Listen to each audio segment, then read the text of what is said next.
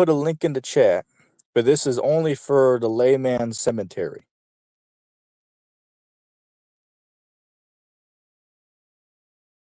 Let me see. I believe the brother's name is Charles, if I'm not mistaken. I believe he said his name was Charles the last time I seen him. But as far as I remember, we never got to actually have a conversation before. So yeah, Charles, if you want to hop on, there's a link down there pinned for you. Well, maybe not pinned, but I just put it down there. Oh, there we go. Yo, layman, you there? Hey, what's up? Can you hear me? Yes, sir, I can hear you. How are you doing? I'm all right. Just been studying for my final. Oh, that's cool, man. You in college or something? Seminary. Oh, I hear you. I hear you. Hell, man, you know, I don't know if you know who Apostle Dahar is, man, but he would call that the cemetery, right? You're not in theological seminary school. You're in theological cemetery school. That's all right. I bury people in exegesis, so that works for me. I mean, hey, it might be so, man. It might be so. But anyway, I know that you're from the free grace standpoint, correct? Yes. In fact, I would even go as far to say you're like one of the main leaders in that belief, right? Like I see you on all these other channels as like one of these top guys on there, right? I'm active on YouTube, I'll put it that way. I mean, I've had 33 formal debates mainly in that topic. Yeah. Okay. I've seen a few of your debates, such as like you've done ones about like once saved, always saved. Like, is it possible for a believer to lose their salvation? And Mhm. stuff like that, which is an interesting topic of conversation, right? So, just for the audience listening, if you can, like, say, in maybe like 2 minutes, could you like fill everybody in as to your belief on like free grace in like 2 minutes? Yeah, so free grace is the most consistent form of once saved, always saved. We believe that if you believe the gospel for one moment, you're eternally secure. You are eternally preserved, even if you don't temporally persevere. You can apostatize in the temporal realm, but you can't fall from the eternal realm. And so, what that means is that we believe that Christians can fall into sin, drugs, lifestyle. They can even deny Christ, and they're still eternally secure. And we believe that free grace can reach every person. These other systems, they're like, nope, you lost your salvation, or they'll say, uh, oh man, you were never saved in the first place. Free grace says, no, we take the promises seriously and we take the warning seriously. Yeah, that's an interesting view, but let me ask you on this, right? You said like you just have to believe for like a moment and then you're like saved forever. Is that what you said? Yes, that's correct. Okay. So like say for instance, right, say if you go to church when you're like 7 and say you believe in Jesus, does that mean you're secured for the rest of your life? Because you believe for like a couple minutes? Yes, if you believed him, yes. Okay. Like say for instance, like I don't know about you, but I used to go to a Catholic school for a couple years of my life, right? And everybody Hmm. there was Catholic. Now, I guarantee you, if I was to reach out to some of my friends from back then, here we are like what, 10 years later or whatever. If I was to reach out to them and see how they're living today, I would bet money that half of them don't believe on Christ anymore. So even if they're out there living unrighteously, even if some of them become, porn stars or, hooked onto some of these, drugs out here, you would still say that they're all still saved forever because they might have believed in Jesus in fifth grade. Well, the whole thing is if they believe, yes, they're eternally secure. It's based on the promise of God. But how do you know if they truly believe or not? Because it Oh, would I just go don't. by That's confession of mouth, right? I know I don't. I mean, I accept them in faith. If someone says, "Hey, I'm a Christian," now if I meet someone, they say I'm a Christian, but I'm no longer a Christian, or I'm a Christian and I'm living in this lifestyle, I'll do my best to disciple them if I have that opportunity, remind them of loss of rewards and divine discipline and consequences like that. But I usually tell a person, like, I encounter people all the time that say, I used to be a Christian. Like, well, if you believe the gospel one moment in time, you're eternally secure. So I'm not trying to evangelize you. I'm just trying to remind you about what you originally believed, and we can work through all the other struggles you got, you know? Right, I understand. Like say I'll give you a personal example, right? Like I knew a guy that I grew up with, like many years this guy was in the church, and active and all that. But then here it is now, when I reach out and talk to the dude, now he doesn't believe in Christ anymore. And now believes in Hinduism, right? So he worships like 300 different gods now, and Christ is not one of them. Hmm. So even though that the Bible says that you're not supposed to worship any other god before him, you guys would still say that he's saved eternally, even if he goes out and worships all these false pagan idols and doesn't and now Yes. rejects Christ. Yes. That's correct.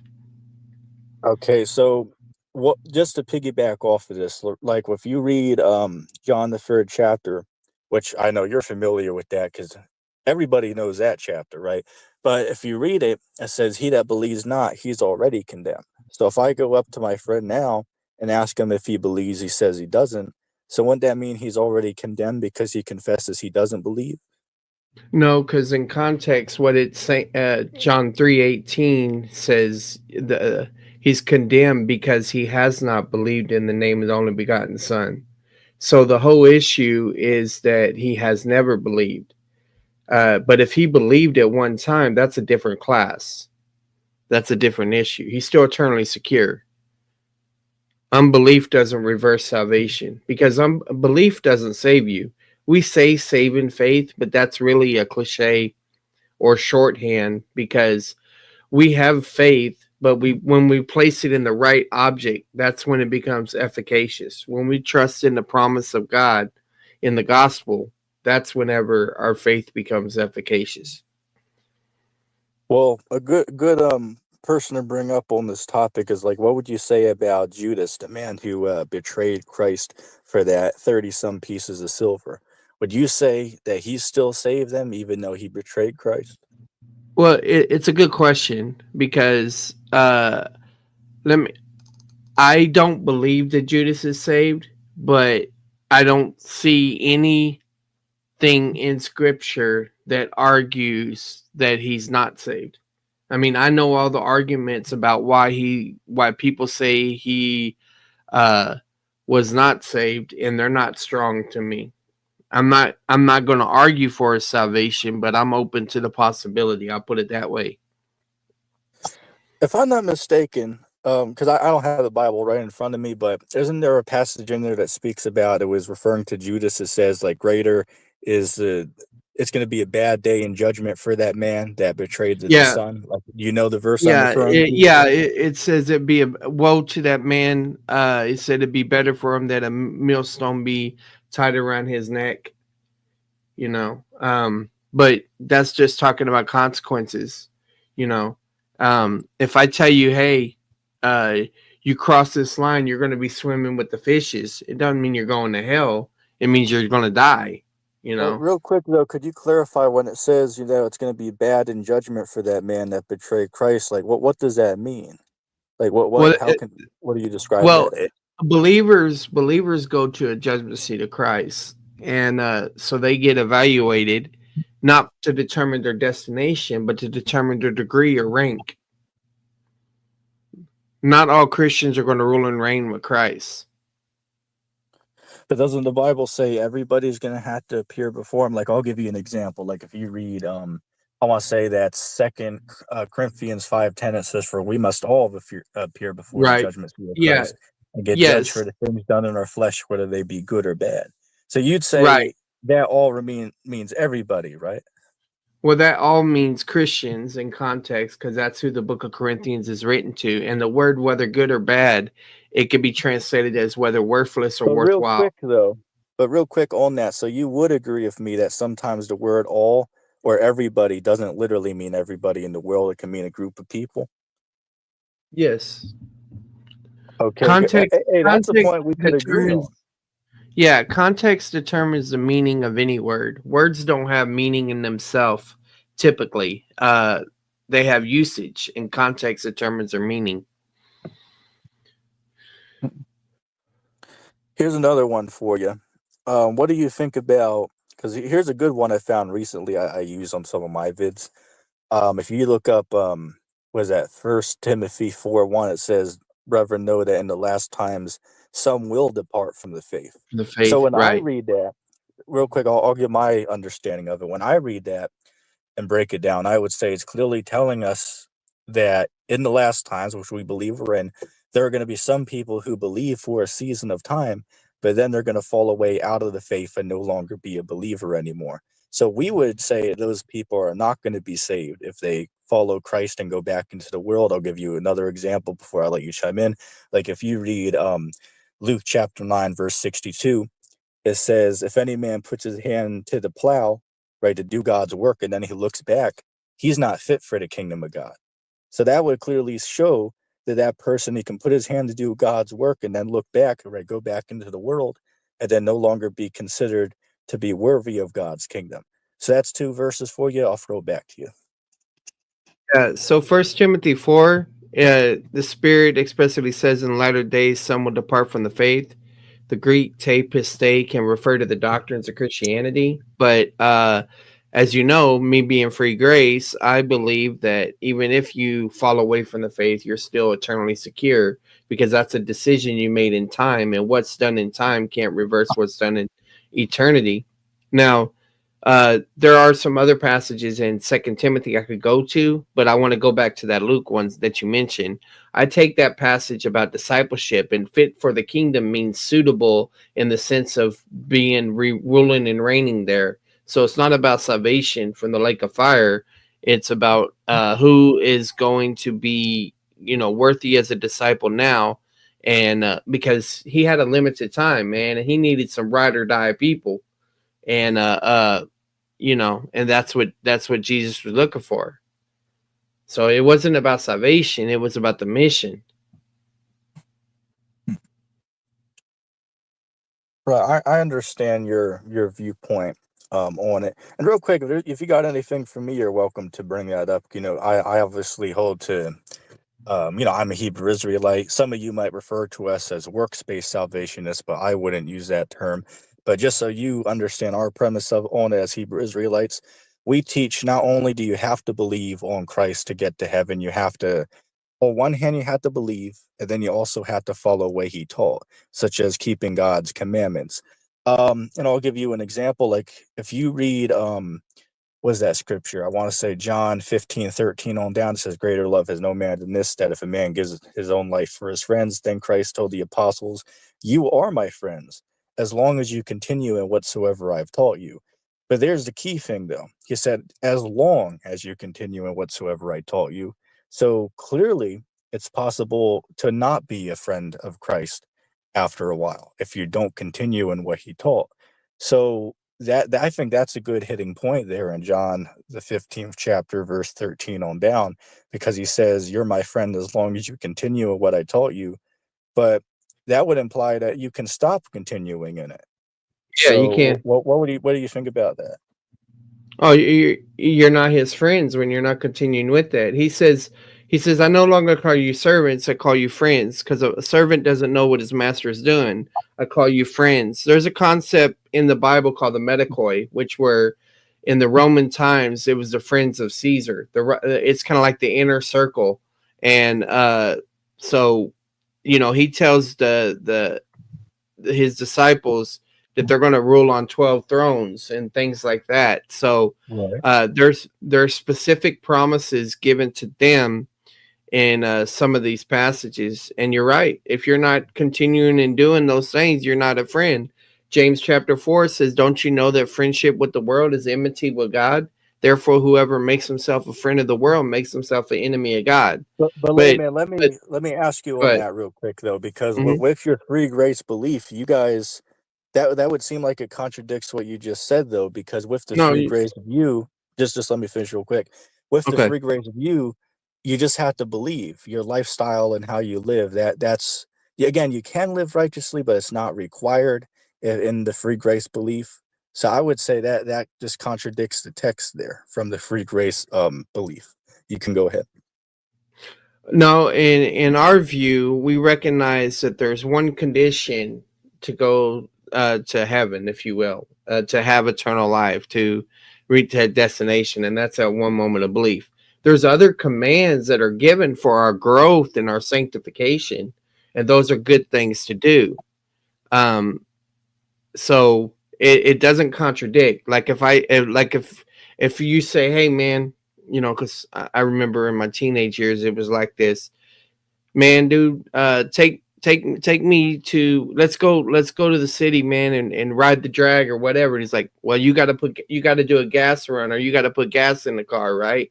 Like, okay, fine. So I'm in the car with my homeboys or something like that, but at the same time, just because I'm in the car don't mean I get to operate the radio, don't mean I get to smoke weed in there and do all that type of stuff. uh I And just because I'm in the car, that's one condition, but there's other conditions about that, you know. So it's not a contradiction. It's two different things. One of them gets me in the car, and the other one talks about my experience while I'm in the car. I hear you. Real quick, if you do want to share your screen, you're welcome to bring that up. Just a side note for you.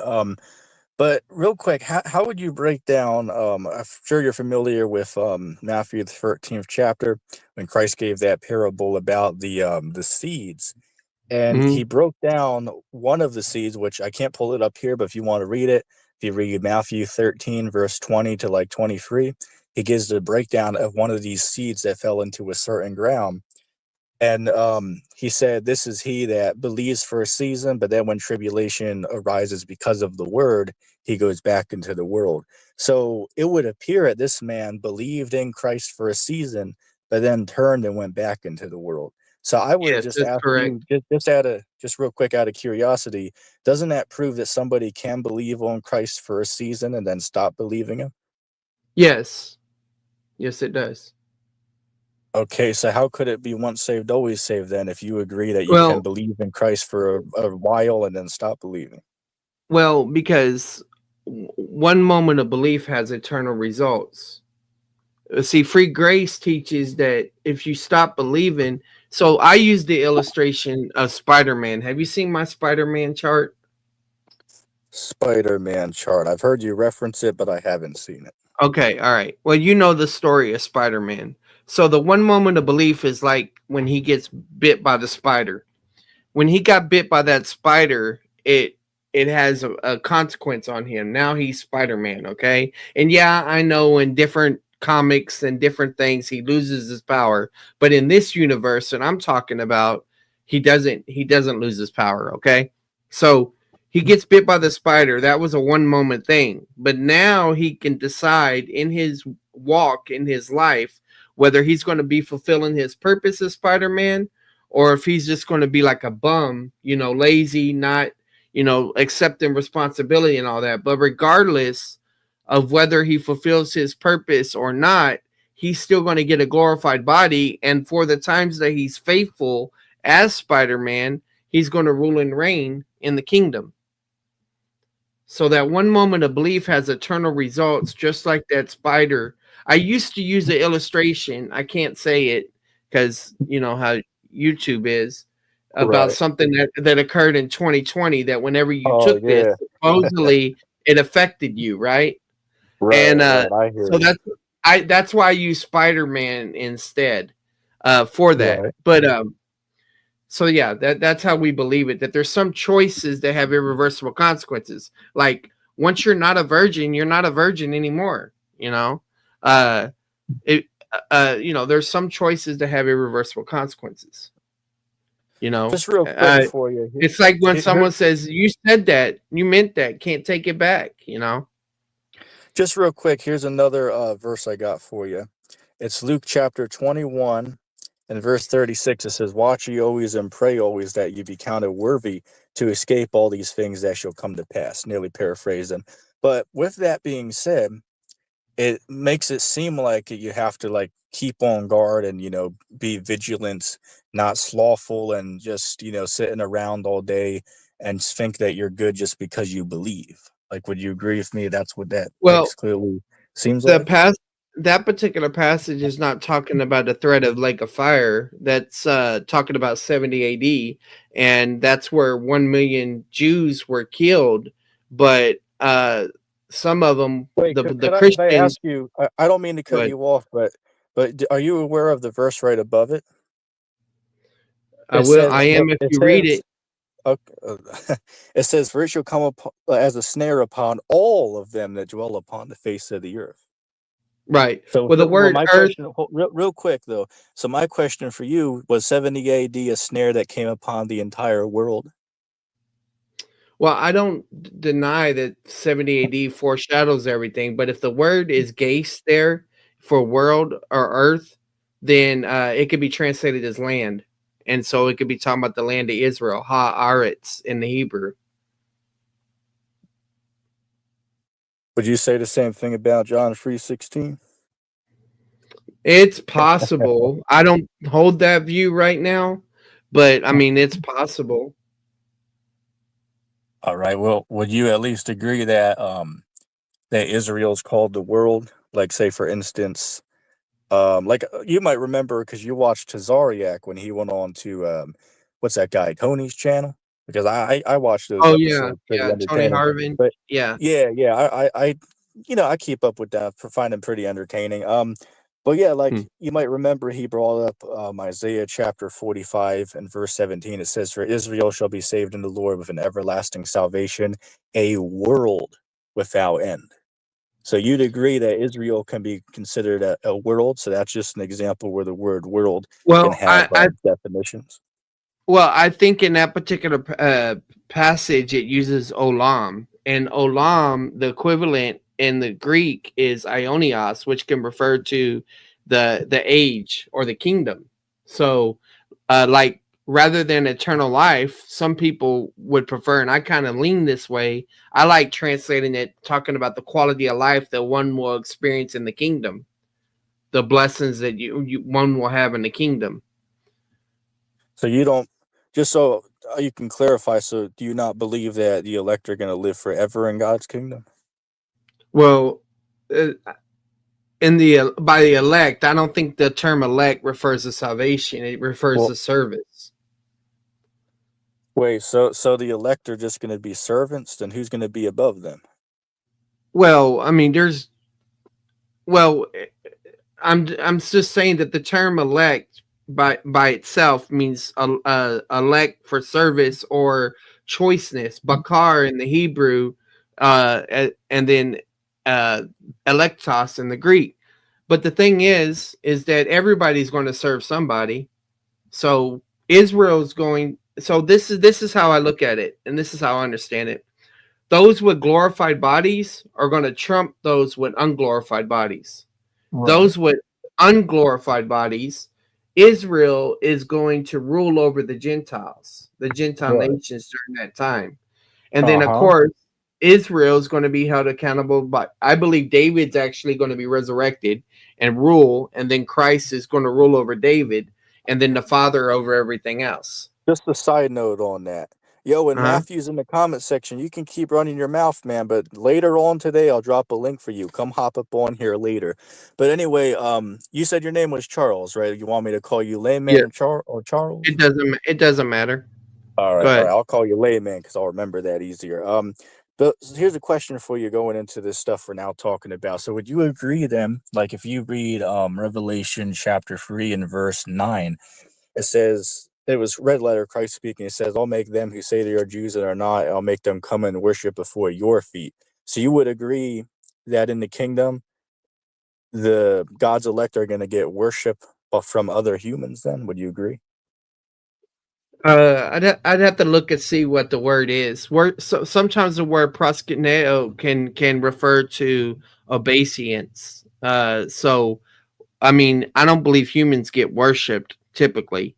Well, You know, on your end, could you? on your end, could you pull up that verse, because it's Christ speaking there, and Yeah. he's saying this to the people that are reading it, right? Or Yeah. at least to those that it was written to, right? Yeah. So Yeah. I'm just interested to see how you break that down, because when I read it, it's clearly him talking about that he's going to make them come and worship before their feet. And I'll give you a bonus example, like just to prove that Christ is not What's the saying this verse about. number again? It's Revelation chapter 3 and verse 9. And while you're looking that up, we'll even give a bonus, like to show that Christ is not saying this about himself only, but about other people.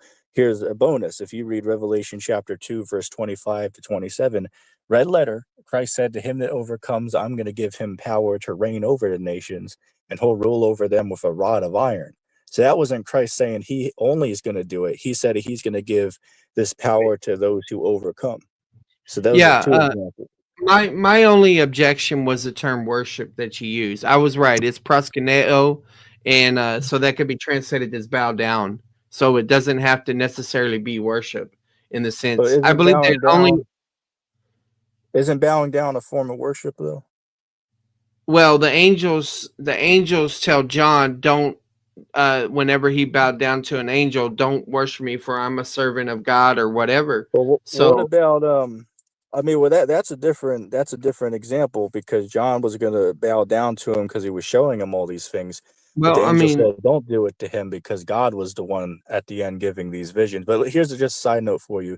Like, I don't know if you watch any of these like history documentaries from, like, say, the 1500s, 1600s, or whatever.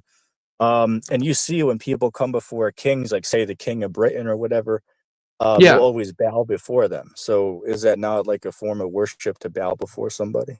It's just recognition. I mean, whenever West Side Circle had that song "Bow Down," when I come to your town, bow down to a city greater than you. You know, so I mean, it's Yeah. just it's just you better recognize, that type of thing.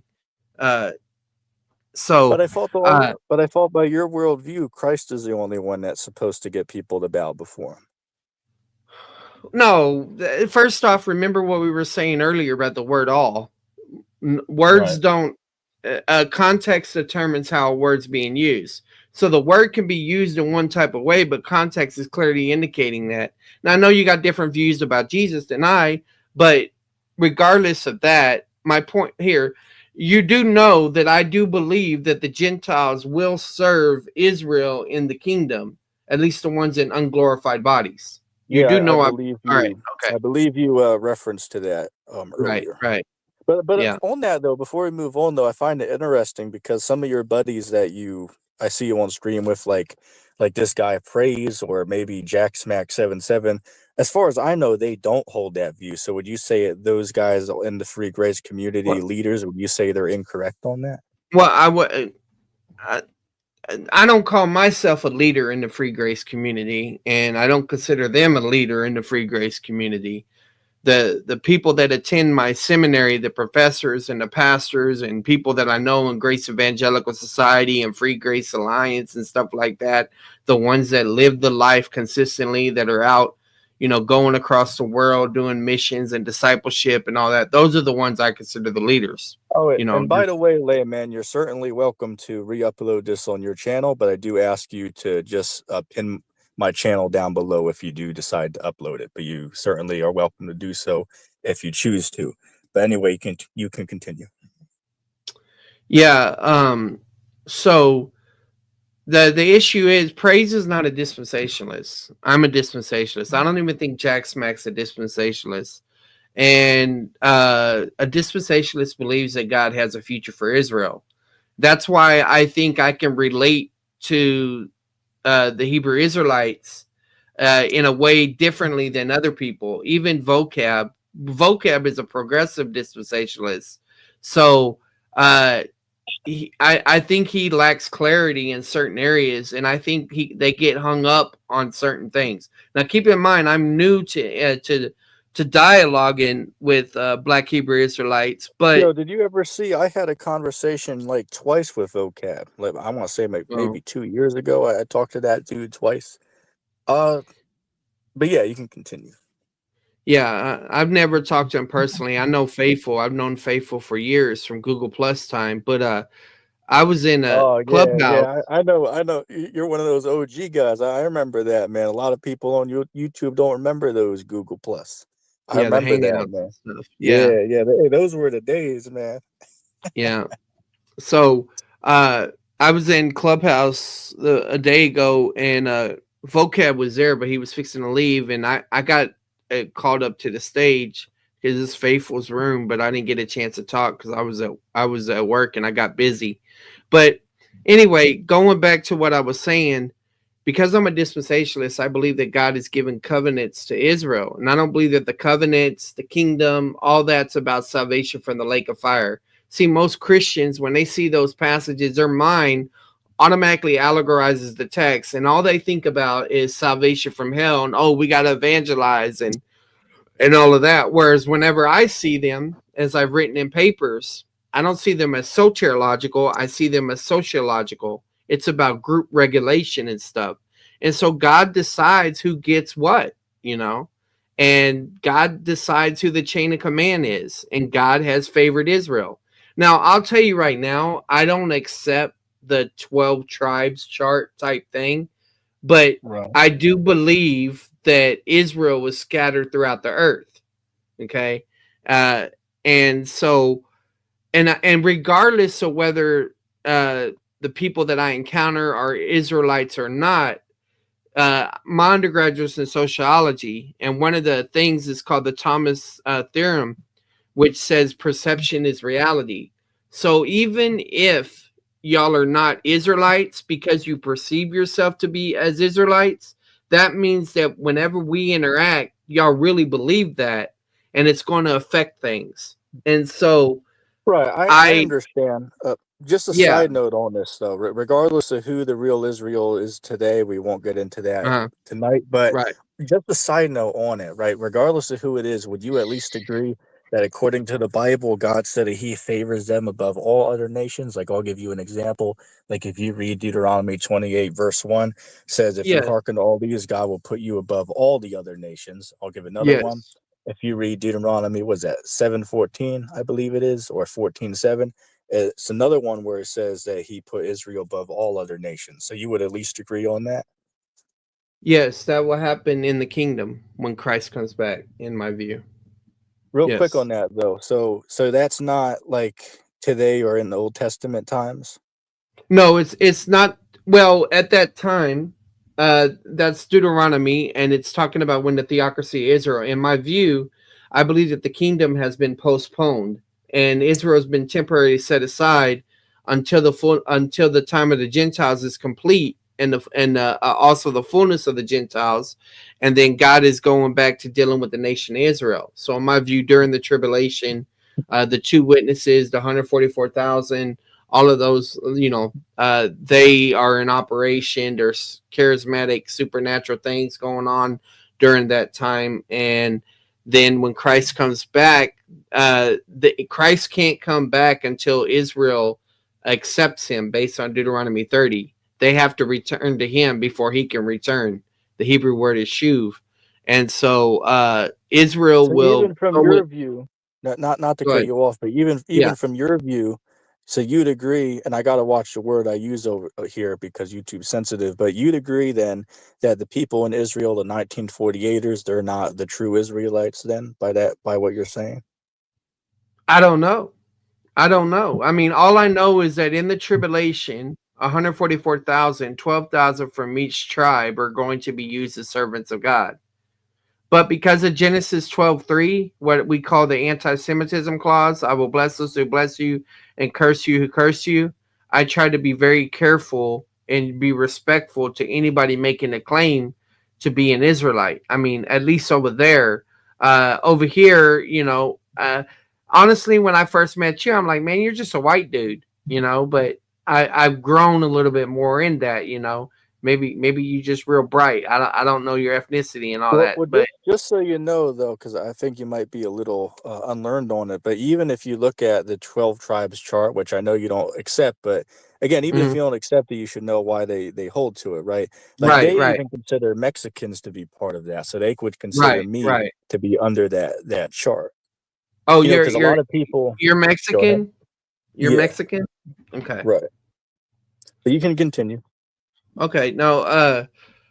But yeah, that's the main issue. Is that because I'm a dispensationalist, I I think I understand some of the things that y'all say a little bit better than other people. However, what I like about interacting with Black Hebrew Israelites is they constantly are putting you to the Bible. They only want explicit references, and it's like, man, I got to tighten up on my uh, Bible memorization and recitation. You Yeah, know. I hear you, man. Hey, look, I've been teaching the Bible on YouTube since I was 14 years old.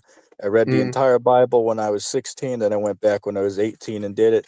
So everything I learned, I've learned it for my own study. And of course, listening to the elders and the apostles, a great millstone, which much respect is due.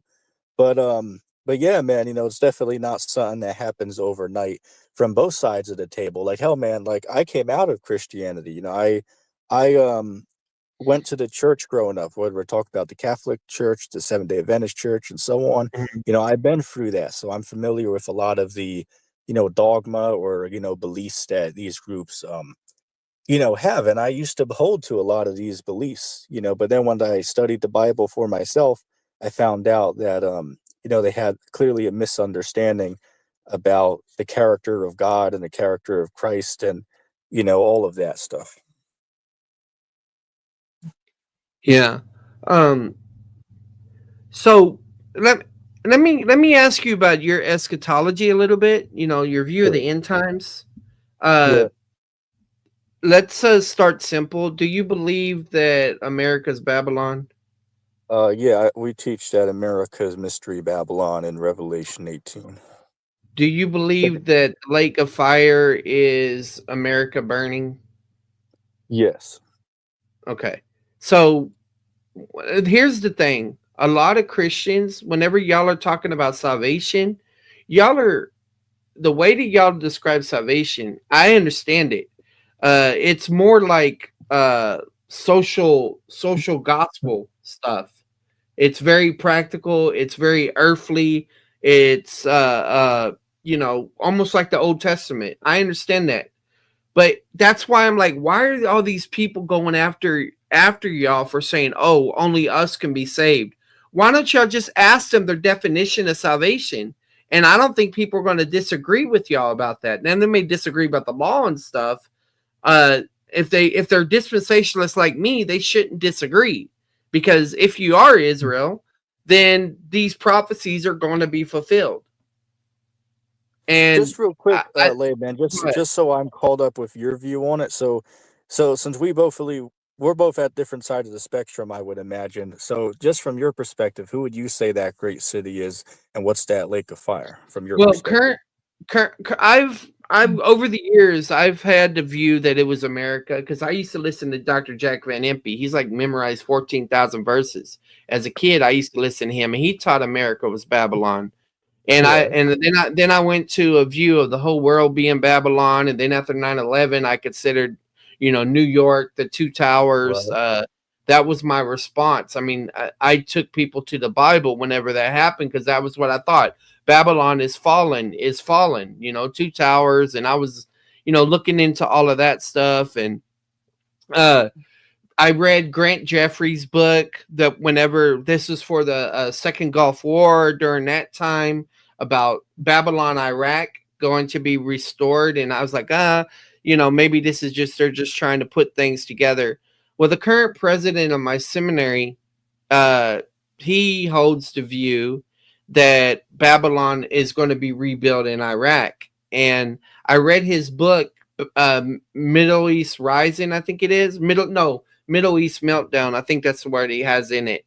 And it was pretty convincing. And I would recommend you read it, man, because his series, Andy Woods, it's on YouTube. because he talked about all this stuff before it popped off. Uh, the Russia, Iran, But just a Syria. question on you with that though. Like with that view, then you'd agree that like Isaiah 13 that hasn't happened with the fall of ancient Babylon in Iraq, because nearly paraphrasing it says that nobody would dwell there from generation to Right, generation. right. It would just Yeah, be I a don't heat. think it's So you happened don't yet. believe that happened? Okay. No, I don't. And No. just a side note as well, if it's in the same location as ancient Babylon that we read about with like Daniel, well, why would it call it Mystery Babylon if it's in the Uh, same location? there's two things there. There's two things going on there. I understand mystery Babylon. The term mystery a lot of time is always used with the mystery religions. So that's related to the religion, the worship, like the Tower of Babel, and then you have the city, and so they're both together because that's why the Tower of Babel was scattered. It was a ziggurat most likely, and it was the first one world religion, one world government, and so. Uh, I wouldn't be surprised if it's not rebuilt in the exact location of Just another Shinar. question for you. All I have right, a go verse ahead. I want to bring up, but I want to see your faults real quick. So you'd Uh-huh. say that Mystery Babylon is that great city, right? Like it calls Babylon that great city. They're the same thing. I think yes. I think during that time, what's going to happen is it's just kind of like how the Left Behind novels showed it. Is that Babylon's going to be rebuilt, and the main place of worship is going to be built there. We kind of see that with like uh, Abu Dhabi or whatever. I can't say the name of it, where they got the Abrahamic house, the Yeah. Judaism, Islam, Right. Christianity. You got those similar things going on in Saudi Arabia, but I think it's eventually going to get all into Iraq. Well, just real quick, since you agreed that that great city's Babylon, I just want to see your thoughts on this. So, like, how would you respond to somebody? And this is not my belief, but this is what I've heard some people say. If you read the book of Jonah, chapter 1, verse 2, it The says, Nineveh. "Arise, Yeah. go unto Nineveh, that great city, and cry against it." So, my question for you is, how would it be unreasonable for somebody to say that? Nineveh's mystery Babylon if it calls both of them the great city. Well, number one is you can have more than one great city. I mean, they didn't last at the same time. Also, Nineveh is a city within the Syrian Empire, and the Syrian Empire ruled the territory that Babylon took over. So it could be one and the same in that sense. But Nineveh is in a different location, and it's not in Iraq. So that's one thing to take in consideration. But I would just argue, just like what we mentioned about all and bow down, is that the word great can be used differently. I mean, you can have more than one goat, greatest of all time. And Right. the reason it was called a great city is because of how long it took for you to walk from one end to the other. I think I've heard that it's maybe days or whatever. And then you have the Babylon with the Nebuchadnezzar built with the hanging gardens and all of that stuff. So uh, the But wait, the word. but real quick on that, But but with that, what city did you say took days to walk from like the end to end of it? What one was it? I didn't hear you. I think it was Nineveh. I think it was Okay. Nineveh. I Well, can't like what remember. is that though compared to America? It's like what 5,000 square miles. It would like Oh literally yeah. as far as I know, there's never been one person on record who has ever walked from one end of America to the other end. It hasn't Well, happened because it's so large. well. Let me say this. Let me say this. If America Yeah. was Babylon, then I think the argument that New York, because Babylon, New York, that's where the United Nations is, all that type of stuff. I mean, that's the view I used to hold to. Like I said, I don't hold to that Yeah, view but now. the ruler of the city is not there though. He's in Washington. I mean, I wouldn't know the exact mileage away, but it's Yeah, definitely a distance right. from It's there. Like, it's I'll in give it. you an example. I'll give you an example. Like, I'm over in Pennsylvania, right? And if Uh, I drive to New York, it's literally like what, an hour and 50 minutes, including traffic. So yeah.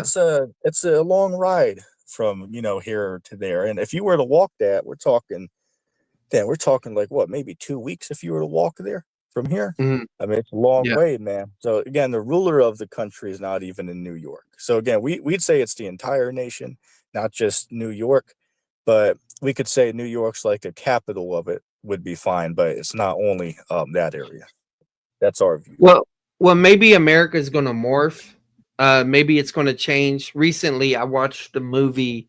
Probably about 6 months ago, I watched the movie Civil War. You ever seen that?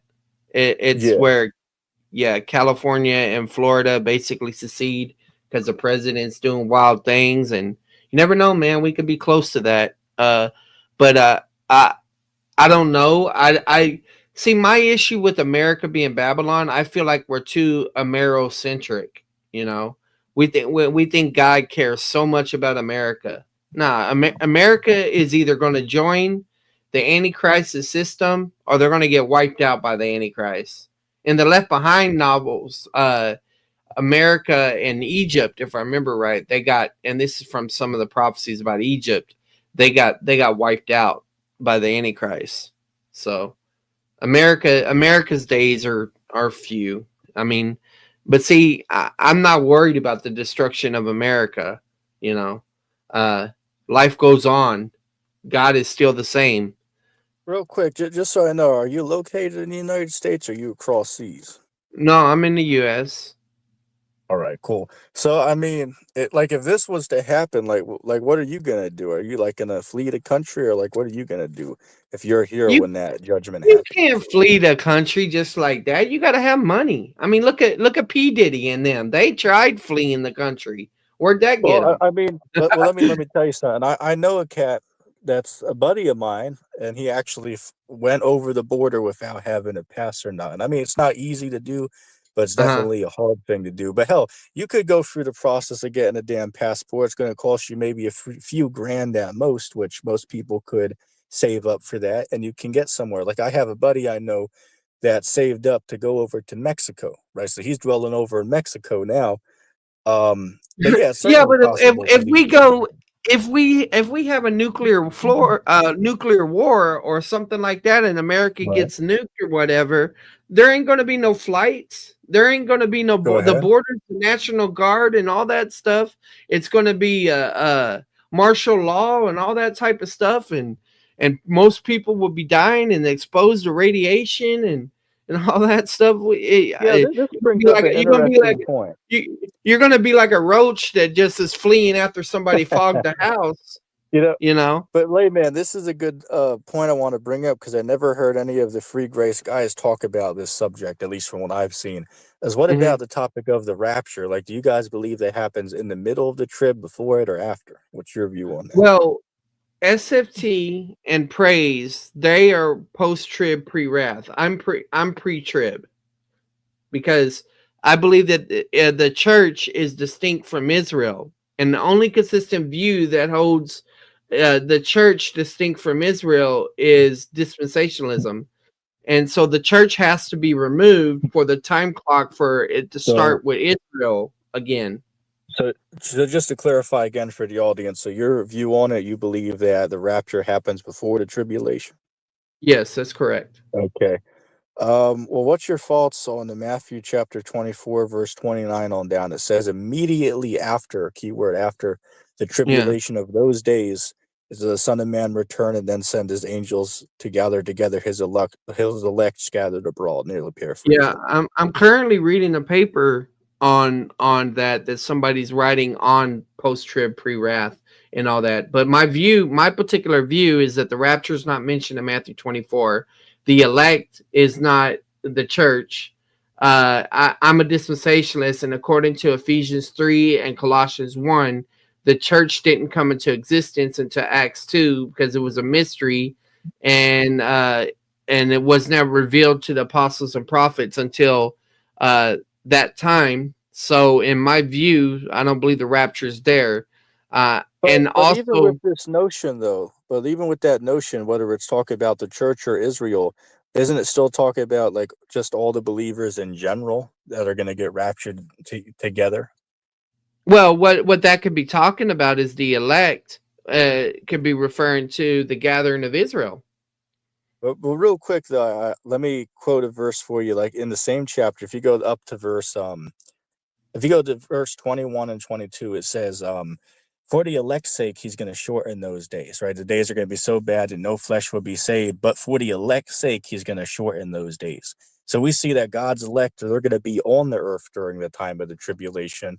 That's why he's shortening the Right. days of the But tribulation for their sake.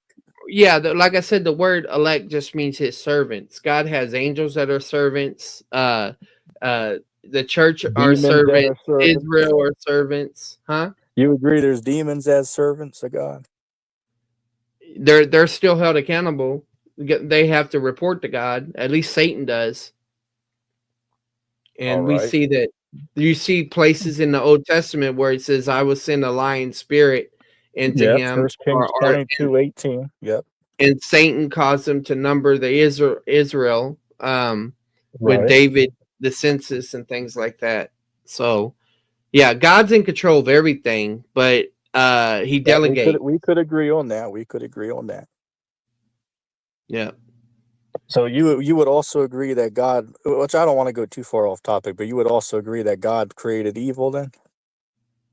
Well, the word for evil, ra'ah, I think that's it in that particular passage can be translated as calamity.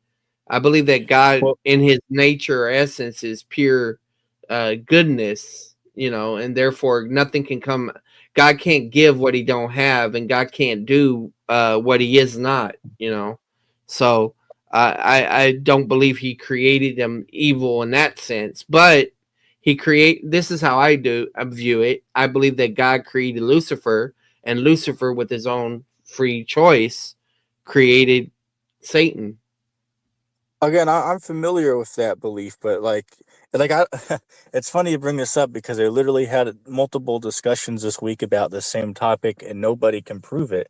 Like I'll ask you the same thing I asked the dudes earlier this week that say the exact same thing. I ask them like, could anybody go to book, chapter, verse, and show me where like Satan had a rebellion and he got cast out of heaven in the beginning. I ask everybody, and nobody can really give me anything on that. Do you have Well, maybe a yeah, verse or two well, on that?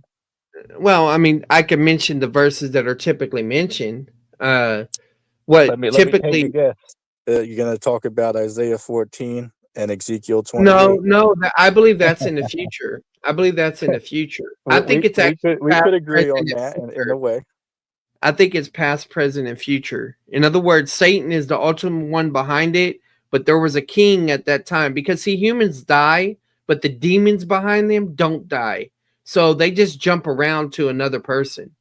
And so Satan is always trying to take over the world, but he don't know when the time is. That's why in Revelation it says, "Woe to the habits of the earth, for Satan comes down with great wrath, knowing he has a short time." And the only reason he knows he has a short time is because that's when the third of the angels try to overtake heaven and they get cast down. But whenever Michael's at battle with them.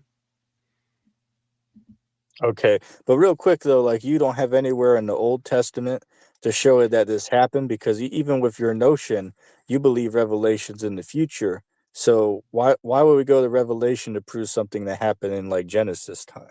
No, no, that's a good question. Progressive revelation can shed more light on certain things, but I think that whenever we when we look at Isaiah, it does seem to be some spirit being beyond the man, because then it says all the people of the earth will look on this and say, "Is this the But what man?" about verse 4? Are you Uh, familiar with the I'll quote it for you. It says, "Take up yeah, this proverb against the king of Babylon and say," uh-huh. and then it continues the rest of the thing that we're reading. But if you read verse 4, the entire chapter is a proverb against the king of Babylon. So Right, we right, break yes. it down to say that the Lucifer there, this is all referring to the king of Babylon in like a poetic stance. Yeah, and I don't deny that, but I do believe that there's certain things that are mentioned in there that seem to indicate that there's a spiritual being behind it. You also You got the got one Ezekiel example of passage. that? Uh, well, I mean, who was in Eden? I mean, is that just poetic? Is that how y'all take that totally? Wait, Like wait, in hold on, Ezekiel because now 28? hold on real quick. You didn't hear what I said. You were talking about Isaiah 14. That there was some in there that you think could be like talking about not just the king. So I asked, like, do you have like one example in Isaiah 14 that you could Right break now, down? I haven't touched it, but I can send you some stuff later on. Yeah, I I haven't mean that's touched fine. on it right now. In fact, for Um, those listening, I have my own personal Gmail on the screen. You can contact me or be there to set up a conversation or to send, to contact me in general. You can check that out there. But yeah, man, in the future, you can definitely send that over to me. The one more point I want to show on the Revelation thing, like 'cause you were going to like the 12th chapter for son, but I want to point out for the audience, if you read Revelation chapter 1 and verse 1, it says, these are the things that God has shown John that are going to soon come to pass. So these right. were things that were going to happen in the future. So nobody, and I'm not just accusing this brother of that, but I've seen countless people go to Revelation 12 for like the ancient war in heaven in the beginning. But the problem is we can't do that because even in the first chapter, starting at verse 1 on down, he said these are all things that are going to happen in the future. So it Well, couldn't be yes. back in I, like the beginning. well, yeah, I agree. So, in my view, I believe that Satan has been cast down, and with the third of the angels, but they're going to try to take over things in Revelation 12, and then they're going to be cast down again. So that's the whole issue there. But could The I ask issue you is, on that though? If you go ahead. agreed earlier that God has power over like Satan, like if we read Job chapter 2, we see Satan go up to heaven and have a friendly dialogue with God, and then God Right, told him he can go tempt Job, but he has to spare his life. So we see Satan under complete order, even the demons. Like I'll give an right, example for the audience, like in Matthew 5, or I mean Mark 5, right? That man possessed with the legion. The demons, they feared Christ and told him, give us the permission. We'll do as thou say, thou son of God. And then a bonus example, even in James chapter 2, it says, even the demons fear and believe. right, So even the demons are in subject to Christ and his Father. right. And so, but in the tribulation, that's when God allows Satan, the Antichrist, and the false prophet, the unholy Trinity, if you will. I know y'all think the Trinity is unholy anyway, but yeah, that to rule in a way that they've never ruled before. Because one argument is that all the way that God's done things throughout time, like what in the Garden of Eden, God put mankind in a perfect environment, they messed that up. Then God gave them conscience, they failed at that. Then they gave them human government after Noah, mankind failed with that. Even the Abrahamic promise, Abraham still fails, even though God is going to be faithful to that promise. And even Israel failed. And so God had, and even the church fails. God has God is showing humanity, and I think Satan as well, that any other way except for his is going to fail. That's why in the kingdom he's going to rule himself, because mankind fails, Satan fails. All right, I understand. I understand your stance on it. Um, I guess we could do you have time? Like, how much time you got left on your hands? I got time. All right. One thing we could kick it over to is like, well, before I mention that, do you have any subject matter of mine since you're the guest? No, no. I I guess yeah. I have some questions that will help me whenever I interact with other Hebrew Okay. Israelites. I've interacted with Rick Judah in the past, and in the interaction with him, I learned in his view he believed that the kingdom started with the transatlantic slave trade. Or no, I'm No, sorry. I'd I'm yeah. sorry. Let me clarify. That Satan was bound until the transatlantic slave trade. I mean, And I've never heard that from any other group, so I can't speak for that guy. So he might just okay. be a one-off. All right, because see, that's the thing I was wondering. It's like, because in my view, regardless of whether you believe the rapture occurs, In my view, there's a 7-year tribulation, and then there's the 1,000-year kingdom, and then the eternal state. Uh, and so from what I understand, Hebrew Israelites are premillennial. But after talking to this guy, they were making references to the transatlantic slave trade being fulfillments of prophecies about the end times. It's like, Well, no, I'll I tell you I this. understand about Deuteronomy, but Right. Yeah, like here's a whole nother one you might not be familiar with. Like over the past couple of years, like in 2018, 2019, there was a whole new topic that these guys would go on the internet. Like not that guy in particular, but some Hebrew huh? Israelites. They would say, what is that? I believe it's Genesis 15:13, Oh, about like 400 years. But the fact right, is, 'cause what they were trying to say is they'll say, well, we came over in 1619, so the 400 years is up in 2019. But that's false because when you read it, and even if you read the verse under it, it tells you, then they shall come out with great possessions out of the land. So yeah, Genesis 15:13 is talking about the Egypt, Exodus story. Yeah, the Exodus yeah, story. It yeah, has nothing to do with modern day America. So that's an example how some camps right. believe that, and that's clearly not what it's talking about. So I could agree with you that there's some camps that have some misconceptions about the Bible, just as you would agree some Christian denominations would have misunderstandings about the Bible. And see, that's a common area that I believe Black Hebrew Israelites and Free Grace have is people accuse us of having a relatively new movement or theology where other systems have everything all figured out. You can read a Calvinistic book and they're going to say the same thing every time. They're going to use the same sorry arguments and the same thing for the other sides. But Free Grace, we're willing to re-examine everything. And it seems like y'all are too, because as a dispensationalist, we debate, okay, is the new covenant in place now? Does the church Well, benefit Laban, from let it? me ask you on that though. I don't mean to talk over you, but you Right. something you said triggered this in me. So, what do you think about this guy Jack Smack, which I imagine you guys are get along, right? So, why is No. it that when you don't get along with him? No, no. I mean, I got videos against him because he went around. You know who Young Don is, right? Yeah, I've heard the name. Okay, YouTuber. He became Free Grace. All these Right. Christians started coming attacking him because he was Free Grace, and then he stopped being Free Grace and became other things. And then all Yeah. the certain Free Gracers started going after him. Well, Jack Smack basically is inconsistent, and he has said that if you no longer believe in free grace, it shows you never really believed. I'm like, you borrowing from Calvinism there, and so that's why. And so what he did was he said Charles Ryrie was not free grace, and Charles Ryrie was one of the early pioneers of the more recent modern movement of free grace. And so whenever he did that, I'm like, you're not free grace, you know. Wait, And then so Charles, that when popped off a bunch of stuff on YouTube. right, but Go Charles, ahead. when you called him out on this, did he sit there and do like 10 videos on you, like how he would do to me?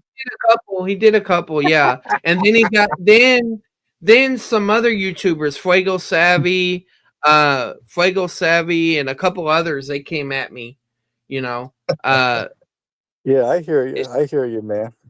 You know, it's but funny to hey, me I because don't I I'm watch. not afraid of the smoke, you know. Uh Yeah, I it, hear you, man. I hear you. Hey, I gotta give you credit, man, because at least you came up to talk. But a lot of these other freak racers, such as this guy Jack Smack 77, I call him Jackass, but he don't come up. Like I literally will say, hey, look, man, why don't we just come up? We can even go on a neutral platform and have a conversation. Like, why won't you do it? You'll sit there and talk smack, but you won't come up and talk. You know, it's very pathetic, and it gives well, what's the word I'm looking for? Go ahead. Jack Jack is a lot better in his videos than he is in person. I'll put it that way In because you person? know Wait, you know that cat? no, no, I mean from on, whenever he's in a stream or something, he stumbles I over mean, his to be words. fair, yeah, yeah, I was gonna say when you see this guy in the stream, he's not to be offensive, but he's pretty slow in my opinion when you see him on Well, stream. I'm not saying that. It's just that, I mean, he has a Not different to bring way of his bulb doing in the things. box, right? No, I'm not going to say that, but it just Okay. that, I mean, he has a different way of conveying things, and I don't Right. think debate is the right one for him. Yeah, I hear. You know, it's funny, man, because I saw they did a video on his page about like the top 10 enemies of free grace, and I watched that, and Did guess you who make was at them? the Did you number? make the list? Yeah, guess what? Guess where I landed on the Huh. list? What?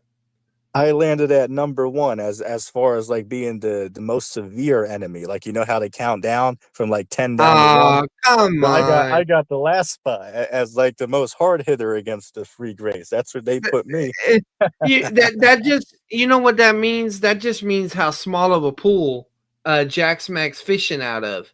Because Right. if he thinks you're a shark and your channel's small and you don't have a lot of influence, at least on YouTube and everything, you're gonna say you're the public enemy number one? Come on, man. Yeah, like seriously, like even you from inside the free grace, even you will admit that that doesn't even make sense. Like how the No, hell no, let me could tell I? you what happens. These guys always need somebody to go after. These Right. Harry C. Hunters, and so they pick people, and sometimes they put horns on them. I'm speaking in general because they did it with Young Don, they did it with Gideon, heck, they did it with me at one time. So it's just a reality. And for the record, preacher is not free grace. Preacher's what's called extreme form of hyper grace. He denies that we sin or all of those things like that. He won't formally debate, Yeah, and it's and he funny that won't. you bring him up because I Oh, actually I have his see him. comment He's in here the because I was chat. going to ask Yeah, you about him.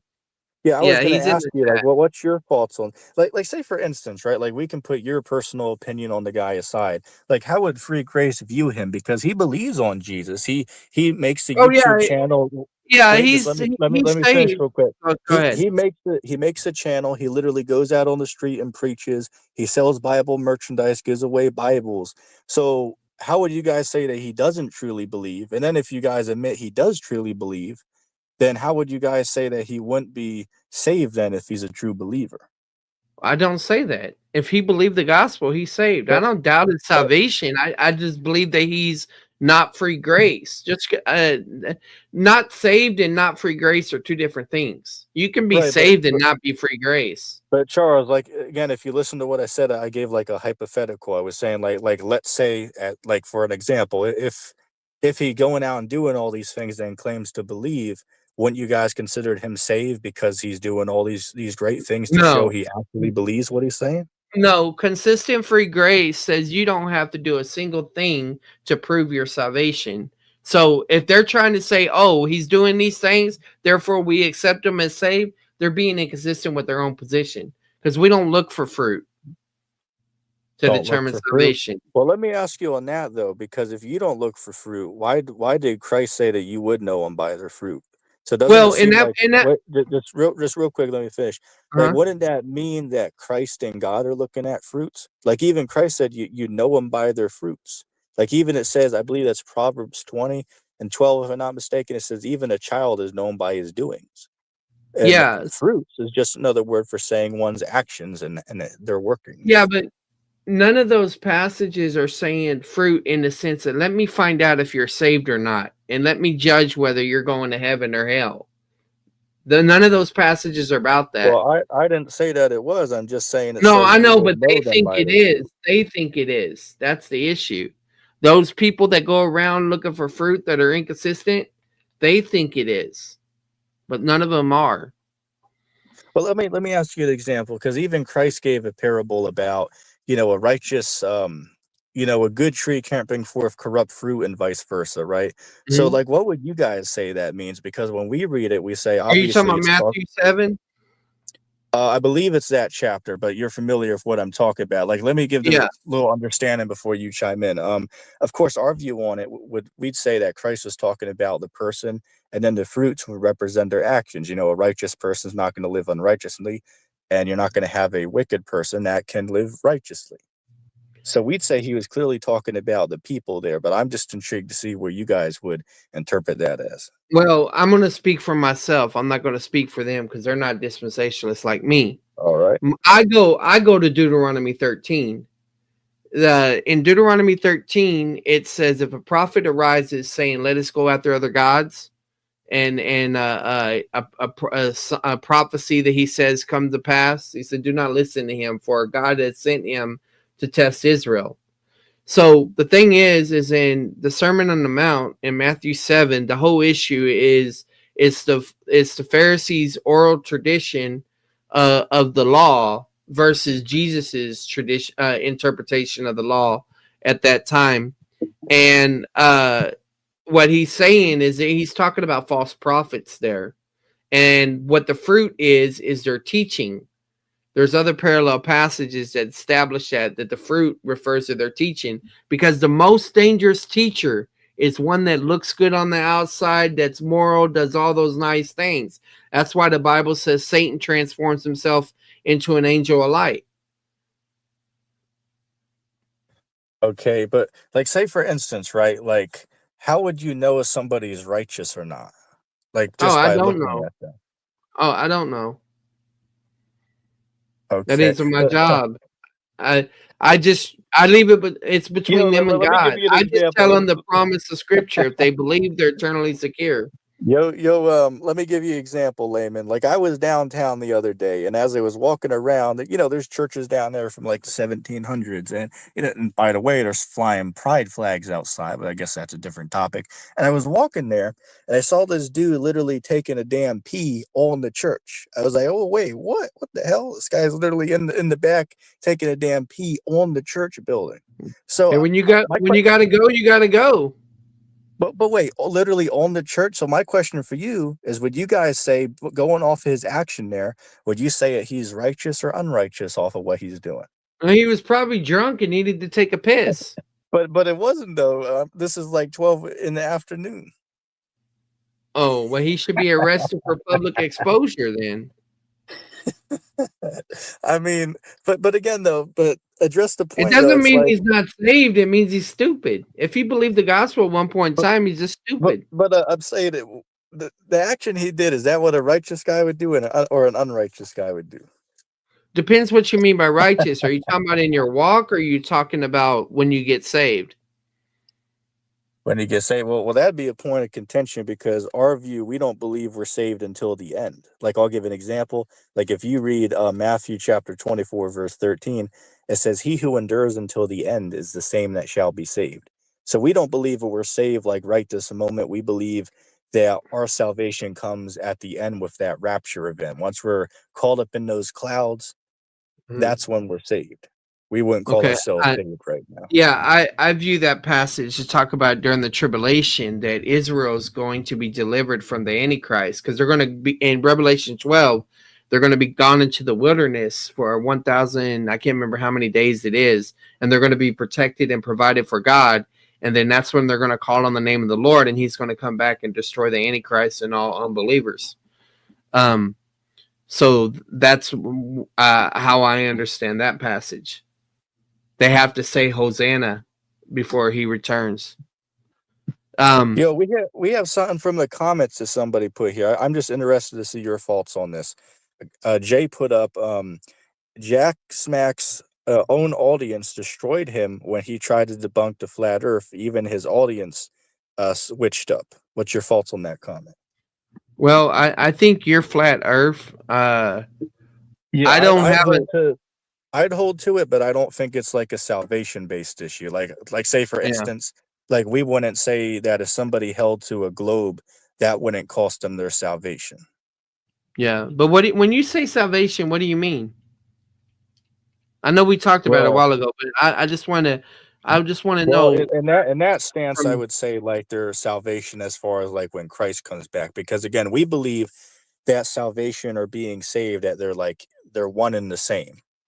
Now, I understand that there are some instances in the Bible, like when you go into the Old Testament, somebody might have got spared when the Israelites sacked a city or something like that. So I Uh, can understand that, in one or two examples, it could mean something else. But most of the time, when we see salvation or being saved, it's talking about like in the end times. So but that's what I but mean when I use the word. y'all don't believe that people go burn eternally in a lake of fire, right? No. Right. Okay. So if a person doesn't believe in a lake of fire, do y'all believe in annihilationism? That Oh, you'll cease to just exist? just That to God? clarify, so you're asking me like what we believe happens when a person leaves the world, like with their soul, what happens? Yes, yes.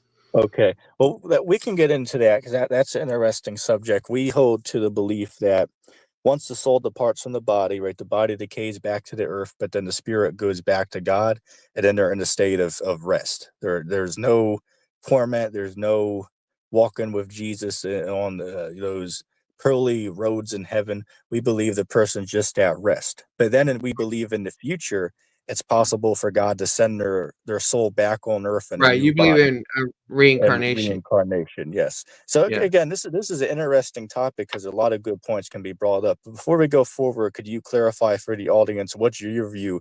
What do you guys believe happens to a righteous or unrighteous person when they die? Well, for those that believe the gospel, I believe they go immediately to be with the Lord. If you want to call that the New Jerusalem, wherever the abode of God is, and and their body will be resurrected. They'll meet up with their body when the rapture occurs, because that's when the dead in Christ and those who are alive are caught up with them. And then when everyone has glorified bodies, then would it term then after the rapture, you have the judgment seat of Christ. And when we come back with Christ at the second coming, we're decked out in those garments and all that stuff, and we're given our responsibilities to rule and reign in the kingdom if we are servants now. But just to clarify on that though, um, so you guys believe when a person dies that's righteous, they go right up to heaven, and they're like, are they like looking down on us now? Are they like actually living there right Oh, now? are you asking if I hold the soul sleep? Well, I didn't yet mention that. I was just asking because you mentioned something along the lines of we believe when someone dies, they go right up with Jesus. Something you said. Yeah, I believe that. Yeah, they immediately go with the Lord. I don't know if they look. I don't think they're looking down to us. They're too busy enjoying But I'm saying what's they're up not there. asleep though. They're alive, walking around or Yes, whatever up there, yes, right? yeah. I Okay. believe so. Yeah. But let me ask you this though, like, when you read First Thessalonians 4:13 down to like 17, talks about the dead in Christ shall rise first, right? Those that sleep in the Lord shall rise first. So here's my question for you. If the people that died in the Lord, if they're already with him in the heavens, why would they need to rise from the graves if they're already up there with him? Their bodies need to raise. But I thought they get a new immortal body, like when Paul talks about Well, that in it First is, but Corinthians it's 15. the same body. Just as in my view, Jesus's body is the same body that was on the cross. It's just resurrected and glorified, and our bodies will be conformed to His, according to Philippians 3:21. Okay, but clarify for me, because Christ was only in the tomb for a few days. But what Uh about huh. people that been in the grave for like say 300 years? That like Well, literally their bones would fall apart under a damn feather falling on it, right? So like this is the how are thing. those? Yep. We're talking about the God that knows every hair on our head. He knows every cell, every molecule. And just as he can bring Israel together in the future, he can bring body parts together in the future. He's the one who, so it's anything for him. He ain't forgot anything. He knows where everything's at. He's in control of everything. So some Right, people are I fish food, understand. and you'll even see at the great white throne judgment, which I think is a separate judgment from the judgment seat of Christ, and that it occurs after the 1,000 years. It talks about the sea and all of that giving up their dead and all that. So that means all those people that were fish food and all of that, they're gonna get resurrected too, at least to the in the sense of being held accountable at the great white throne judgment in their bodies. Uh, so. All right, I understand. So clarify real quick, what happens to the wicked people, the unbelievers, when they die? Are they like burning in hell forever or something? Currently, I hold to an eternal lake of fire, but I don't know if the torment always exists. In other words, there's different degrees of punishments, and maybe that will go away. I'm open to the possibility of hell being different than what most people think. I just need to study that more, you know. Um, But clarify this for me though. If these people are like burning their alive right now and in torment, like why would it make sense on judgment day to bring them out for a little bit and then throw them back in? Why not just leave them in there forever right now if they're all already well, doing there? it's a good question, but we see that God does similar things. Like, for example, He lets the demons or locusts out of the bottomless pit. He lets Satan out after binding him for 1,000 years. So, I mean, Satan could have just, locked. I mean, God could have just locked Satan up for good from the very beginning, but He used Satan to test mankind in there. So, I mean, God has His purposes. All right. So, and we can stay on this topic because it's an interesting one. So you'd say that soul sleep's not in the Bible, right? Currently, I don't hold the soul sleep. Okay. One question for you though.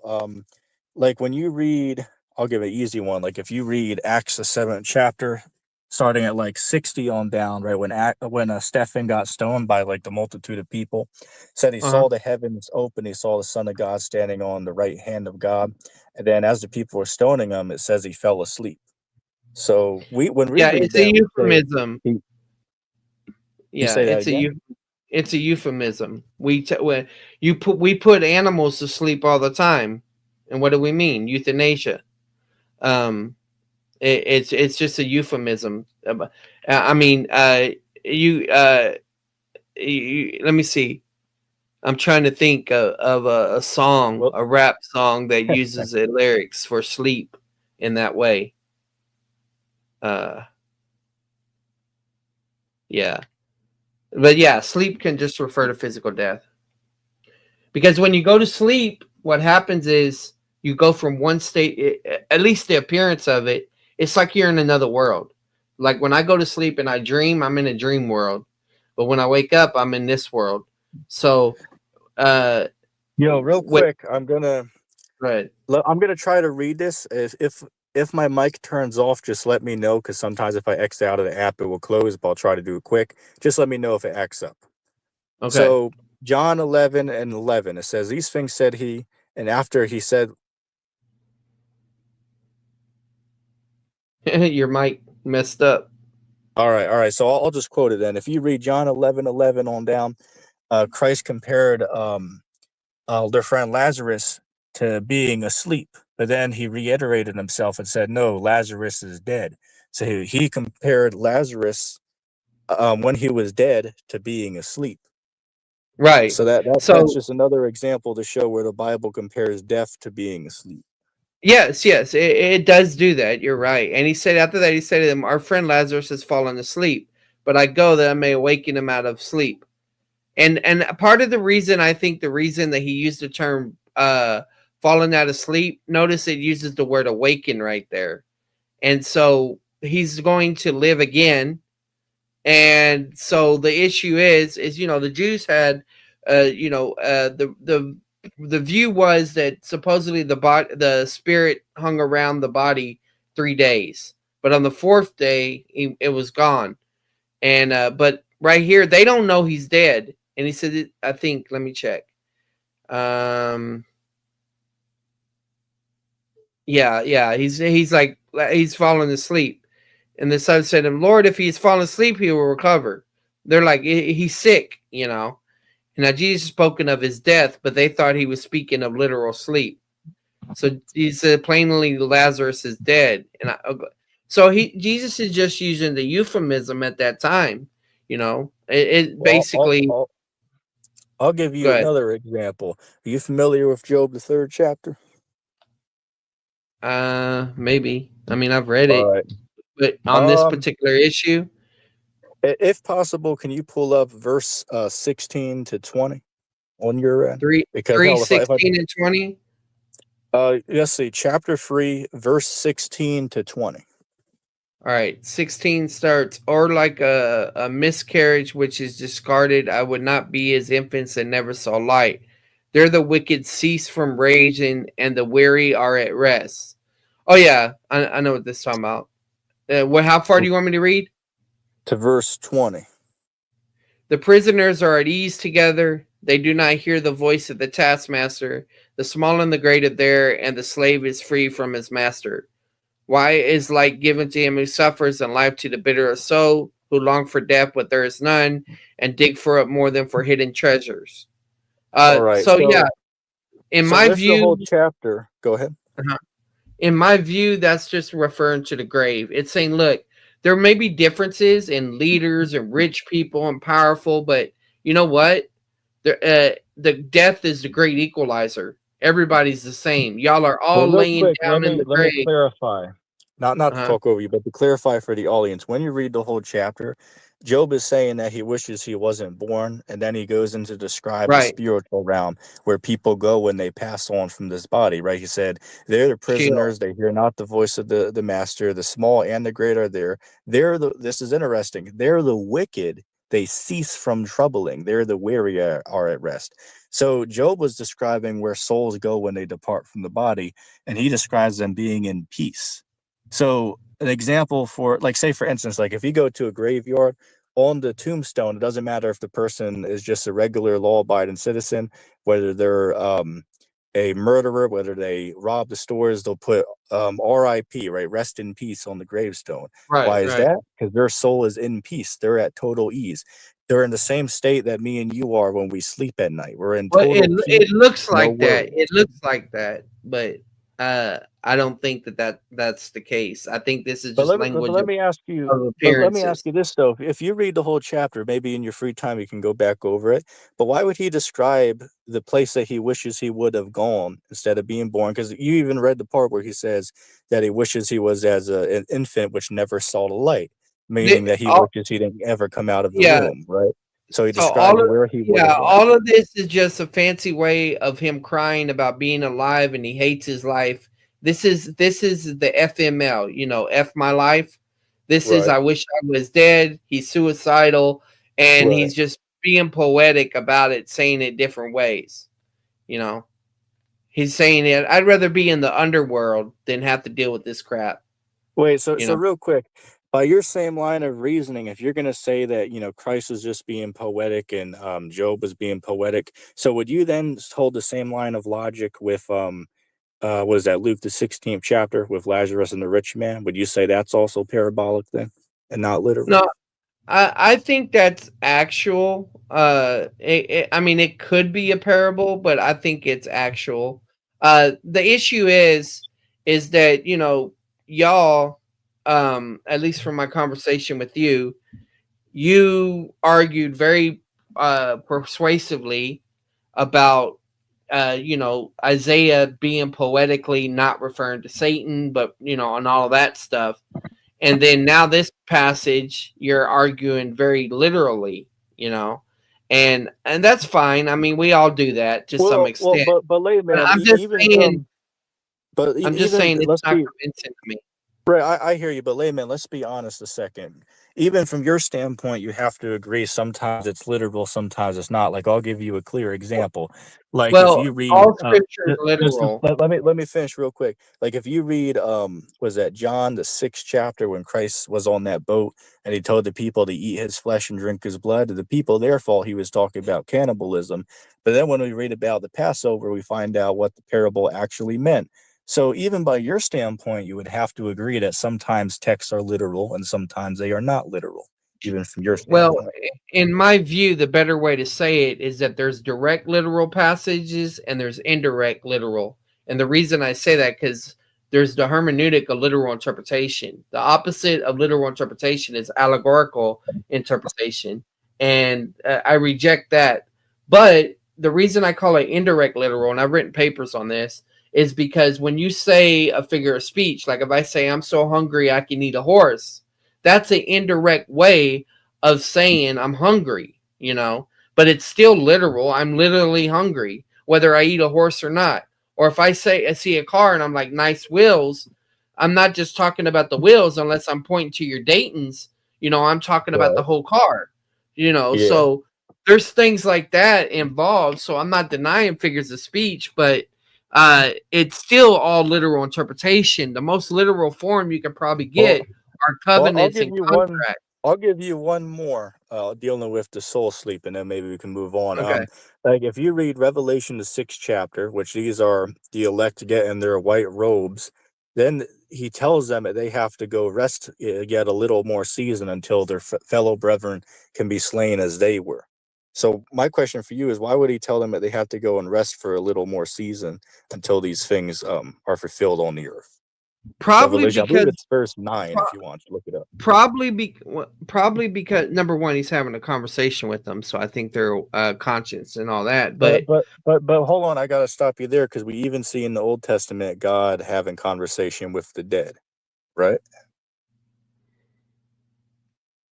what do you Matter of mean? fact, not only do we see that, we see if you read First Kings chapter what is that? I believe it's First Samuel 28 and verse Yeah, 19. yeah, King Saul went to a witch to summon yeah, Samuel, yeah, so he right. came up and had a conversation with him.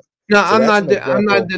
I'm not denying that, Okay. but my point is their conscience. That's my point. You can't have a But conversation unless your conscience. well, hold on a second. Even from our Unless view, you're talking in your sleep. wait a minute. Hold on a second. Because even from our view, where we believe the soul sleeps, I think it's still possible to contact the dead. That doesn't mean they're alive and well right there now, but they can be resurrected for a short period of time to have a dialogue. And even from your perspective, what about when in the Transfiguration? Wouldn't you even hold to the view that that God brought the soul of Elijah and Moses to have to appear there in the sky? Like even from your Well, just perspective, wouldn't you because they're hold to in that? another, I believe they were in another realm, and they were able to appear in this realm, but that doesn't mean they're sleeping. The reason he told them the rest is because that basically means trust God and chill. But He why that would waits on the Lord, hopes but on the layman Lord. though, but make sense of this to me. Why would he have to tell them to trust in God and chill if they're already Because saved they up were in heaven with asking God? how long. They were asking how long will you before you avenge us. It's a lamentation that they're doing. And But so I'm he's like, saying, like, chill, didn't I they got already this. make it I'm there? running this. I'm gonna take care of this. What? Right, but they already made it there though, so it's not like Yeah, but in they're Iffy if they're not gonna make worried it. about their situation there. They're worried about vindication. Like when are the people that killed us? When are they going to be judged? You know, it's just like when you're reading Habakkuk and he's saying, "Lord, how long?" Just a side note on this. So when you say that the wicked are in like torment, is that like under the earth or like where's that happening from your view? I don't know. It could be on Okay. the sun. Be- I have no idea. on the sun. I mean, oh, on a side note on the sun, right? Because I don't think you hold to the I flat Earth used to get model, but into all this stuff, but yeah.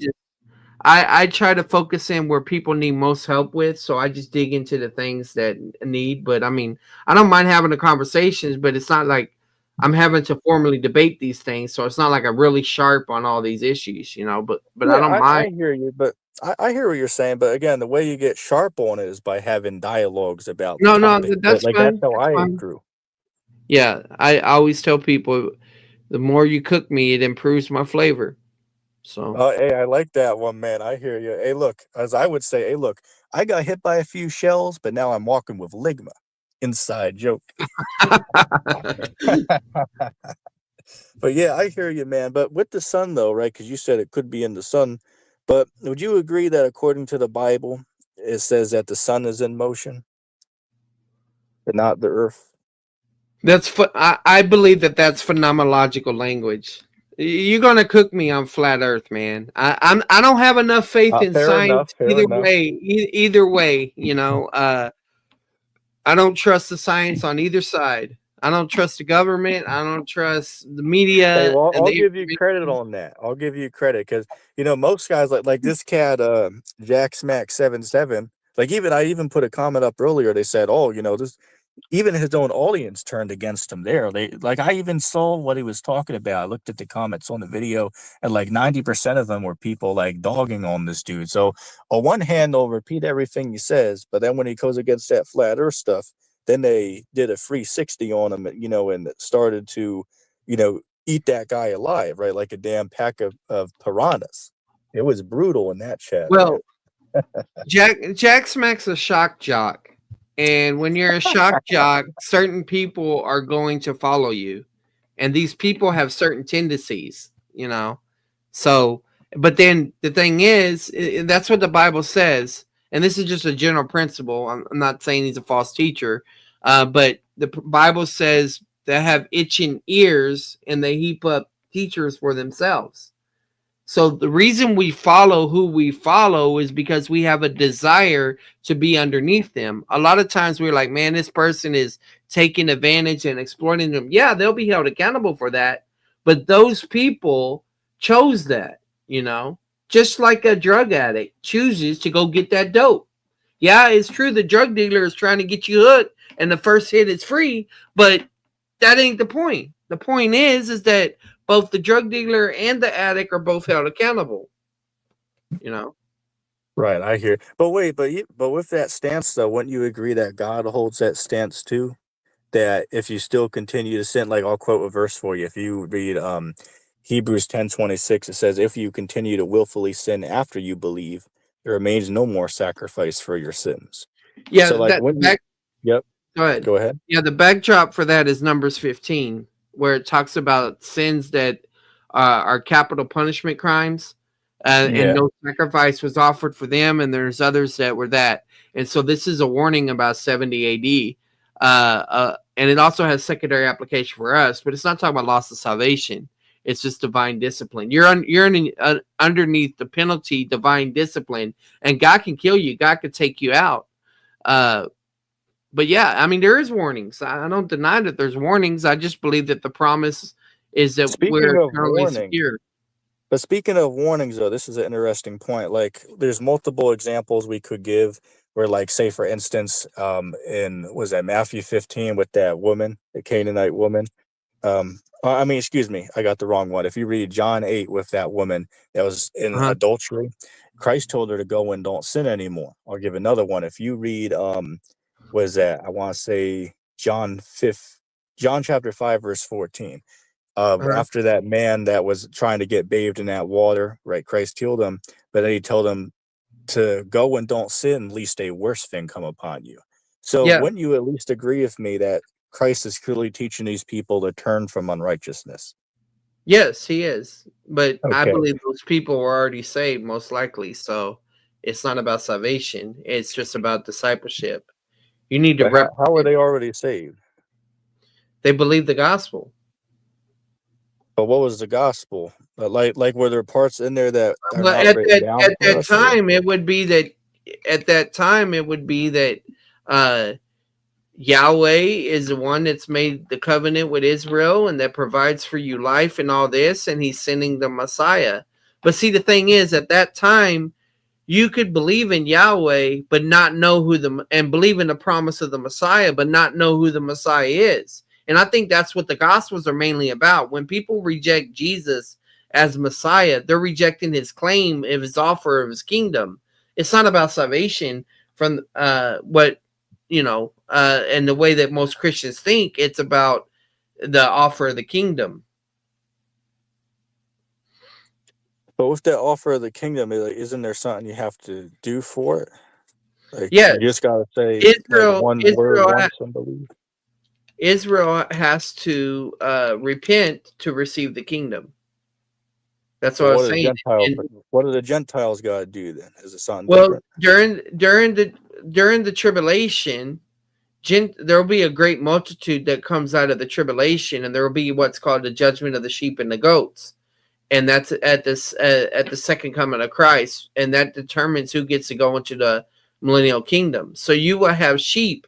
The sheep are from the nations because Jesus told in Matthew 25, he said, Lord, when did we do this to you? He said, whenever you did this to my brethren, you did it to me. And Jesus's brethren is Israel. It's not the church, it's Israel. And the Gentiles will be held accountable during the tribulation for how they treat Israel during the tribulation, because it's going to be really bad anti-Semitism during that time. Uh, and and so God's going to hold them accountable, but he's going to wipe out all unbelievers so that whenever the kingdom begins, he's going to repopulate the earth with all believers. I hear you. But real quick, just to head back to that point I made about the repentance, right? Like, for hypothetical example, like what would have happened if that woman in John 8 didn't listen to Christ and went and did that again? Do you think that he would be okay with that since she believed, or what? And he's not okay, but she's not going to go to see, it's difficult for me to say this because y'all don't believe in the lake of fire. Y'all just think it's America burning. So I don't know what other term to use. And y'all But don't real believe quick, in but Layman, annihilationism. real quick, but I want All to right. point out real quick, regardless of what the lake of fire is, which if you read Revelation 20:14, it says, "And death and hell was cast into the lake of fire." So Uh-huh. hell can't be the lake of fire because hell's I, being thrown into it. But wait, let right. me finish real quick. Even Yeah. even though we don't believe the lake of fire is hell, we still believe there's a fire judgment that people are going to get punished with. We just believe it's here on the physical earth, but we Yeah. don't take So that fact away that there is it, a punishment. yeah, but it's just physical death. But even by wait, but clarify this. Even by your own view, aren't people physically being thrown into the lake of fire? So wouldn't that be a physical death by your worldview? Well, in my view, in my current view is eternal conscious torment. But if you take the view that the lake of fire is going to be America burning, then that just means the people are going to physically die.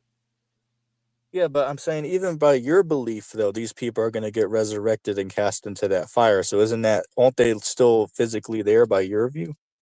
You'd have to say, yeah, right? They're going to physically die when Christ comes back, and yeah. Yeah. But in my view, they would be eternally in the lake of fire, where with y'all they just get burned up, and that's it. They cease Well, to exist. here's a They get verse for you. Isaiah 66, verse 24, and I'm nearly paraphrasing, don't go in front of me, but it says, "They shall walk over their carcasses where the worm doesn't die and the fire is never quenched." And we see a right. reference to that in was that Mark the ninth chapter where the worm never Huh? dies, fire never quenched. But there it says You their know? carcasses, right? So they Yeah. died eventually, and their carcasses are just there charred, Well, yeah, right? they used to throw dead bodies in Gehenna also. Right.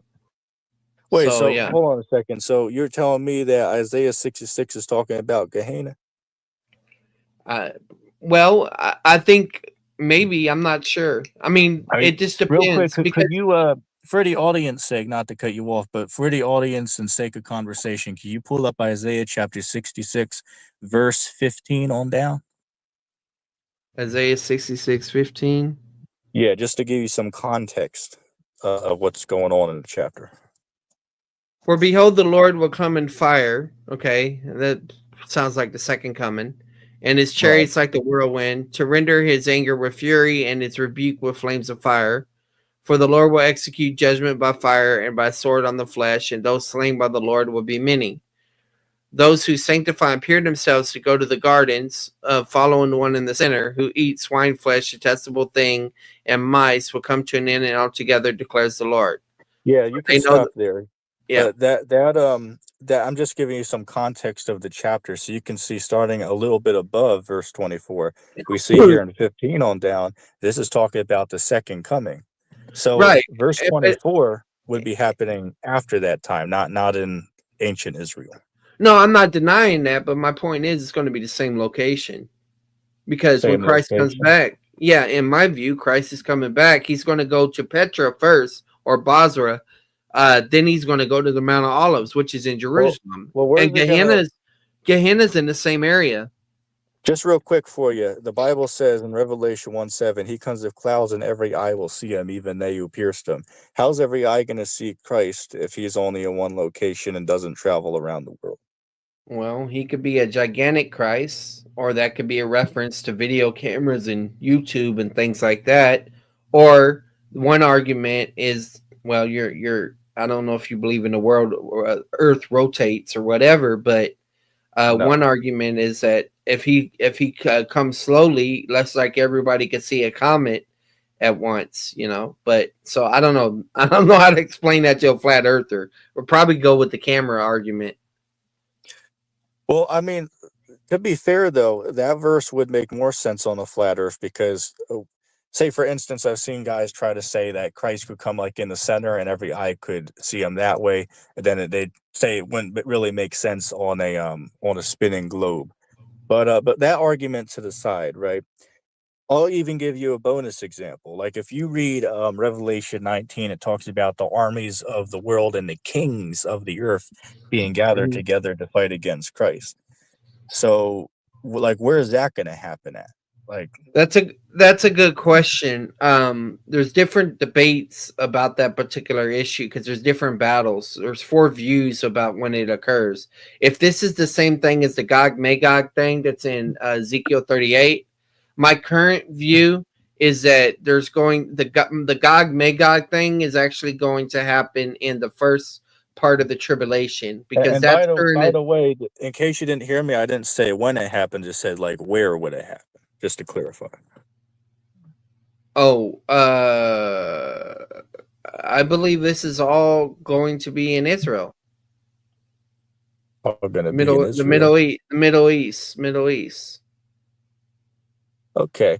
I mean, fair enough, but with this stance being said, like, hell, say for instance, like, even when you read Matthew 24, which you brought up earlier, he's going to send his angels around to gather together his elect. So you'd agree that this is going to be like a worldwide event, not just in one, like, Right. one Yes. location, right? Yes. Yeah. Okay. So, I think we could end that off there. You have any other point you want to bring up before I continue, or? No, no. I Okay. was just flowing where you were going, you know? Yeah, you're just going with that flow, man. Hey, sometimes somebody even said in the comments that you were even able to keep up with my flow.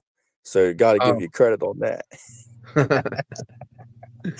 Hey, look, man. Hey, look.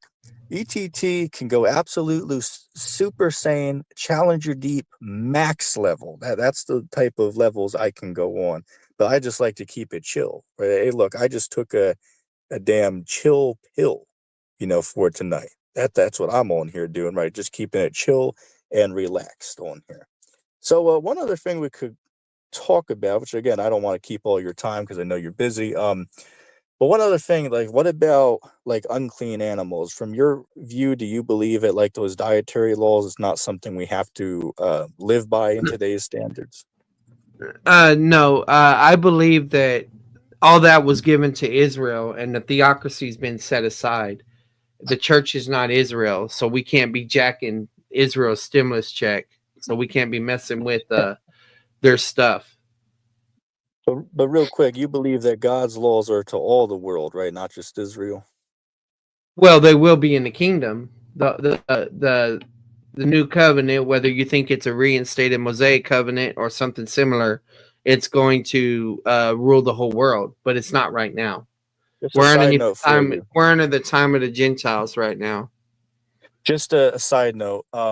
The Bible says, 1 John 3:4, for sin is the transgression of God's law. So here's a question for you. If the laws are not for like the over governance over the entire world, how can people that are non-Israelites commit sin if the law wasn't given to them? Well, because there's different laws. The Mosaic covenant was given to Israel, but the church has its own code. I don't know if it's a covenant, but it's a code. Where Because do we we know read from the about that? commands that are given. Huh? Where do you read that new church code at? Well, number one, any command. Goes back to my Sons of Thunder discussion that I was having.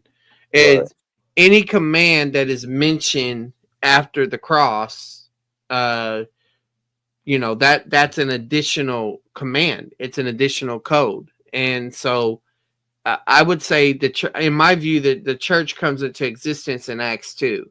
And so we could call that the church code, or like I said, the post-cross law of Christ, things like that. But of course, it goes with the assumption that I believe that Christ completed and fulfilled the Mosaic law, that the Mosaic law was the constitution and legislation for the theocracy of Israel, because the theocracy of Israel has been temporarily set aside during the time of the Gentiles, that it's not going to be brought back until the tribulation. The Antichrist is actually going to mock God or imitate him and make people think that it's coming back. I think that's why you hear statements about the temple being rebuilt and all of those things like that, is because he's going to try to imitate what the Messiah is going to do.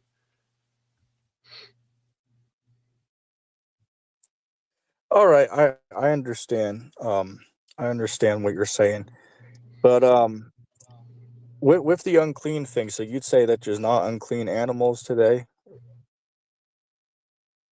Well, I would say that the Gentile is not underneath the Mosaic law. Now, I know that there were unclean animals before the Mosaic law existed because Noah was given revelation about which ones were clean and unclean whenever Right. they put on the ark, you know. But let me put it this way: if there are unclean animals, we can still eat them. At least Gentiles can still eat them, or the church can still eat them. Okay. Well, what do you think about that prophetic verse you read just a couple of minutes ago in Isaiah 66? Did you catch verse 17? It said, "Those Yeah, that sanctify themselves, they eat the mouse and the abomination and the swine shall be consumed yeah. together, says the Lord." So, like, why do you think that those people are going to get killed for like eating those abominations? And you agree that this was future context going off verse Yeah, 15, because right? this is referring to the pagans, because all of these things were according to the pagans' diet and lifestyle that was going on at that time, and that will go on in the future. Um, I mean, without me knowing a little bit more about this context of this passage, that would be my general answer. Okay. But if So, you're interested, I can tell you a commentary that's free that you can use for your future studies. It's called Constable's Notes, and it's updated every year. Good scholarship, and you know, you can compare it to your views. And this is the beautiful thing about the Black Hebrew Israelite thing, is y'all can have differences within y'all's camp. So if you come to a different conclusion as somebody else, that's fine, right? I mean, you go where the truth's at. well, I'll say this, right? Most camps that I've seen, I mean, they do something called a unity camp where like two different groups might come together, even if they have like free disagreements on topics. But if you're going to be Mhm. in a group, you got to teach what the group says. Like, say, for Right. instance, Or it would leave the be group and start your own, right? right, right. Even if, say, for instance, if I had a group and someone left, we should keep it brotherly. No reason to, name call and, consider them an enemy or something like that over a doctrinal difference. Like, I'll give you an example. Like the Sakari group, they've been a group for like 13 years, and just this year they split up. The deacon, Hakah, and Hassad, Uh-huh. which were the top two in command underneath Guerrilla Hebrew, they left the group and started their own group called Genesis. Right. So again, over a course of time, some groups can splinter off, but you could always keep it brotherly even if people leave the group.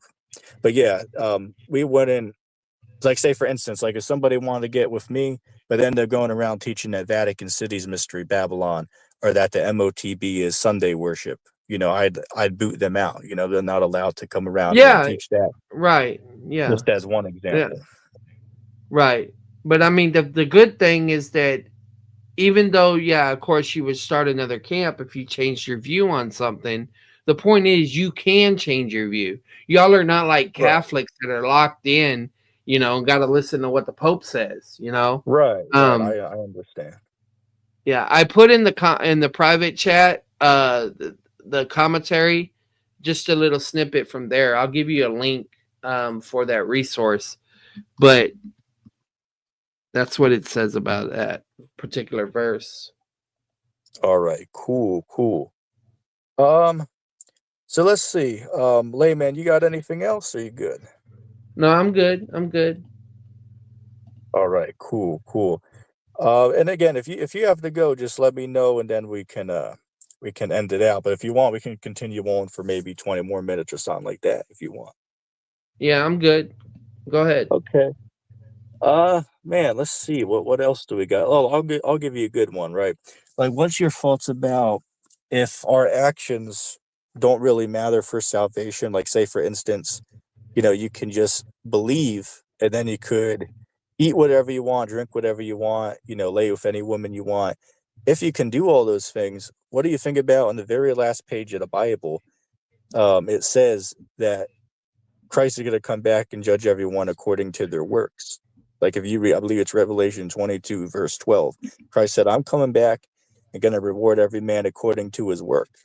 So we look at that and say, well, God and Christ, they're looking at our actions and they're going to judge us according to how we live. But I'm just interested to see how the free grace community would view those verses. Well, the way that I answer it is that there's a judgment that's separate for believers, the judgment seat of Christ, and then there's the great white throne judgment that is for people that never believed. And so there's at least 1,007 years separate from that time between those two events, in my view.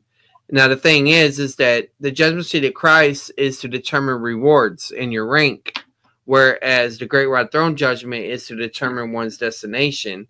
But actually, what determines one's destination is not the works that determines your degree of punishment, but rather what determines your destination is if your name's in the book of life. If, in other words, if you ever believe the gospel at one point in time.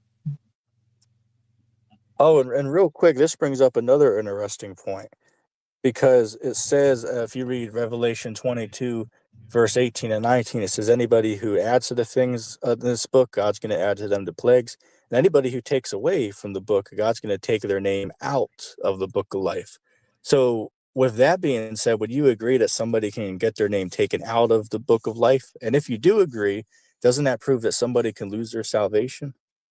It's possible that a name can be removed from the book of life. It depends how you understand certain passages. Whenever you study the book of life, I think the first reference is with the reference to my book, wherever Moses is interceding for Israel, and he's like, block me out of the book, which means take me out, physically die or whatever. Now, we know that these other cultures in ancient Near East and stuff, they had a list of citizens and their conduct and stuff like that. So the difficulty thing with the book of life is most people think it's about salvation. I think it's more about rewards. And so you can lose your inheritance, you can lose your part, your share in the book of life. The word blot your name out, your name refers to your reputation, your legacy, your inheritance, that idea right there. But real quick So though, doesn't it state that the only people that can enter into the kingdom are the people that are written in the book? depends what passage you're talking about. Let's see. Off the top of the head, I might not know book, chapter, and verse on it, but as far as I know from my reading of Revelation, the only ones that were permitted to enter in were the ones that were written in the Lamb's Book of Life. You'd say that you don't hold to that then? Well, I need to have the context, because the issue is some passages they'll be talking about like entering in gates and all of that, and that's Right. not about salvation. That's about there's a special VIP, entry and all of that stuff. Yo, real quick before you continue, yo, Galapagos, you hear us? Right, Deacon Akai even makes fun of that guy. Hey, Yeah, I'm gonna yeah, go go ahead and ahead. roll, but I'll upload and I'll pin the link underneath. All right. Yeah, I appreciate that, Layman. And real quick, let me put this on the screen. Here's my personal Gmail. You can contact me there, and we can certainly set up a conversation again. I could even come on your channel or whatever. Because I remember, man, I've been trying to have a discussion with you for multiple months, and for whatever reason, we weren't able to work it out. But hey, man, I appreciate you coming up here. So hopefully we're Yep. on good terms now. So yeah, I'll definitely stop by again for a conversation. Hopefully you'll let me up. All right. Later. All right, cool. Thanks for stopping by.